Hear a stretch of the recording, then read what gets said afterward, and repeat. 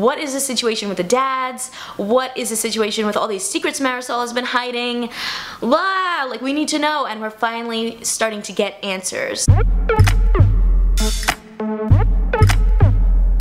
guys, it's Kristen, and today we're talking about episode 11 of the Charmed reboot, and as with most of my videos, there will be some spoilers in here, so let's get into it. So this episode was directed by Jane the Virgin star Gina Rodriguez, and it features a guest appearance by her fellow Jane star Jaime Camille and Pitch Perfect 2 and 3 star Chrissy Fit. It's got like a bit of a Pitch Perfect spin to it, as we get to see Maggie audition for the Hilltones a cappella group, and we get to see Macy figure out how to tell her sisters about the big secret that she learned from last week's episode. Let's start off with the a cappella storyline. I have to admit I had a lot of fun with this one. As someone who did musical theater growing up, and I was even in show choir back in college, I always appreciate a good song. So I was pleasantly surprised to see that Sarah Jeffery, who plays Maggie, is actually a pretty good singer, and you guys reminded me that duh, she was in Descendants, so of course she's gonna be a good singer. Although I have to admit I was pretty unimpressed by Chrissy Fit's vocals, and she came from the Pitch Perfect movies, so I don't know what was going on there. Maybe it just wasn't the right type of style for her voice. When it comes to Jaime Camille, I think he did a great job, although I wish there was a little bit more depth that came along with his character. You know, he's this evil siren maestro who's trying to steal people's souls through song, but I feel like his plan wasn't really well thought out. But he did have some pretty funny lines and facial expressions in this episode, especially when he was making fun of Chrissy Fit's runs and riffs. I thought that was really hilarious. And I also have to say, since I'm pretty familiar with the writers and producers of this show and the other work that they've done, this episode really reminded me a little bit of the Drama Club episode on Faking It. I don't know if you guys watched that show, but that definitely kind of reminded me of this a little bit, which I appreciated. We also get to see Galvin get involved in defeating a demon this week, which was pretty cool, especially since he's just a regular human. I think this could be good or bad, because obviously he accepts Macy and her sisters, so that's awesome, but at the same time he is a human, so I don't know if he gets really involved in a lot of this stuff. Could it become even more dangerous for him? Could we see him get really seriously injured or killed in the future? Luckily though, he was very helpful in this episode, so phew, he's safe. We get to check back on Harry in this episode, and I think we finally are getting to see that he is suffering a bit from the experiences that he had in Tartarus. His powers aren't working, he's kind of becoming obsessed with figuring out what happened in the past, what went on with his son. I'm hoping maybe we even get to see him find him, and it's starting to seem like he thinks that the girls would be safer and better off with a different White Lighter, so I don't know, maybe someone else will come in and take over that position for a little while. We also get to see Nico again. You know, she made her big return at the end of last week's episode, which was pretty shocking, and so this week we finally got to learn why she's back and what's going on there. And it turns out, no, she is not remembering anything from the past. Actually, she's trying to get closer to Jada, and since Mel is close to her, that's her first kind of contact that she's reaching out to. So apparently now she's a PI who's looking into Jada because her family thinks she's in a cult, and even though obviously she's not in a cult, she is in, you know, the Sarkana. This is like a witchy kind of club, group, organization, and the fact that Nico is looking into her kind of makes me wonder, is there really a little bit more to the Sarkana than we think? Because Mel has been very honest with Jada, and we still don't know very much about the Sarkana, and especially what they're up to with that witch that they took from Tartarus. So it does make me wonder, like, could the Sarkana be a little bit more dangerous than we think? Is there something that they're hiding? And I hope we learn more about that soon. But I think the most exciting part of this episode had to be Macy learning more about the girls' family history and sharing that with them, because that's something that we've all been discussing in the comments of my videos pretty intensely. What is the situation with the dads? What is the situation with all these secrets Marisol has been hiding?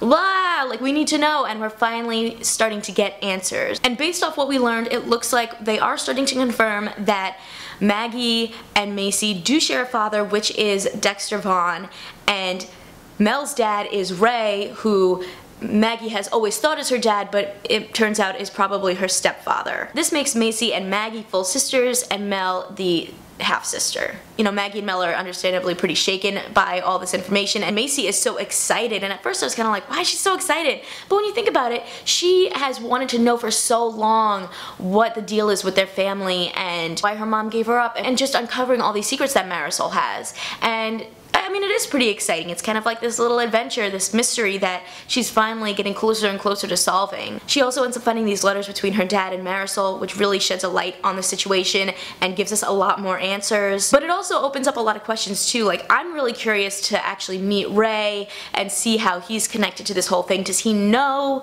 all of these secrets? Is he in the dark as well? Does he think Maggie's his real daughter? Maybe he has some answers to things, so I really want to meet him. I'm also hoping that at some point we get to see some flashbacks to the girls when they were younger. I think that could really give us some answers, and also it would just be cool to see what was going on around that time. I know that they've mentioned Macy's 10th birthday a bunch of times already, so I think that would be really cool to maybe go back to that moment and see why that was so important. And of course, you know, we have to talk about that huge cliffhanger at the end of this episode. We got a huge secret revealed, and I, for one, was pretty surprised. We learned through these letters that when Macy was younger, at some point she died and was brought back to life, and I was shook. I'm really interested to learn more about this whole situation, and I mean, that's probably where Macy gets that darkness from that Mama Roz talked about. Taking a look at the promo for next week's episode, we already are getting so much information, and you can already tell we're gonna learn so much in this episode. We get to see what Macy and Maggie's dad, Dexter Vaughn, looks like. He's played by Thomas Cadrot, and I'm super excited that they chose a black actor because I think that's gonna make a lot more sense, as we've discussed, in terms of the representation, since the actual actresses Sarah Jeffery and Madeleine Mantock are black in real life. We get to see that Macy was a baby when she died, and that her parents are bringing someone back from Tartarus to bring her to life. And that makes me wonder, we don't really get to see who it is in this promo, but you see some glimpses of blonde hair. Could this be the witch that the Sarkana brought back from Tartarus? I don't know, maybe there's some connection there. I know we already have some theories that that witch could be Fiona, who used to be one of Harry's charges, and I don't know, I think there's definitely some connection, some things going on here. Two other things I want to mention related to Macy and kind of learning this big secret about her is that in this episode we get to see that everyone is affected by the siren song, unless they drank the musical tea that the maestro gave them, but Macy's the only one who isn't affected. Is that because she had previously died in the past? I don't know if anyone else noticed that. And the other thing is that, you know, they keep talking about this darkness that Macy has, and I feel like they haven't shown us anything or given any like little hints, at least none that I've picked up on, that kind of show even that she really has a darkness. So I wish that they would kind of expand upon that a little bit, you know, maybe have it be that she's more susceptible to the dark side or something, because right now they just have told us that she has this darkness in her, but we haven't seen anything that actually confirms that. So I want to see a little bit more of that. All in all, I think this episode definitely had a lot more of what I was looking for. I think we definitely got to see the sisters connect more, especially Maggie and Macy, who they've already kind of had a really good relationship so far, so I want to see Mel kind of get in on that. Although maybe this is going to throw another wrench in their sisterhood because Mel is finding out that she's the half-sister. Maybe that's going to make her feel a little bit separated from them a little bit. But I'm really excited for next week's episode. I'm hoping that that gives us even more answers and brings the sisters even closer together. I think it's going to be pretty epic learning what really went on with Macy, and I mean, that's a pretty different twist that she died.